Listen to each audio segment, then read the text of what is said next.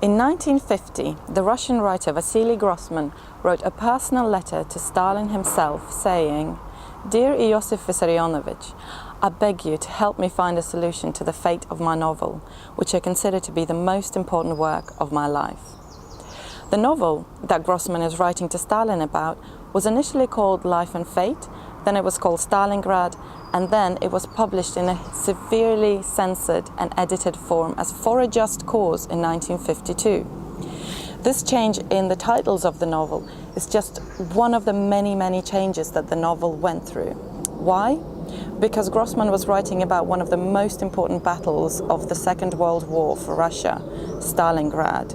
He was a reporter with the Red Army, and he was there himself, seeing the battle and spending time with soldiers. So he wanted to report on the truth of it, but the party wanted it to be told in a one specific way.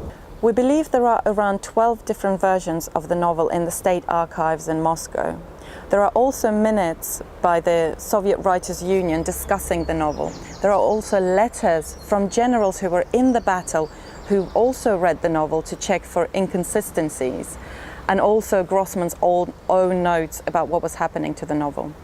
I want to go to the archives and find out what was changed, why it was changed, who asked for these changes, and what did Grossman refuse to change.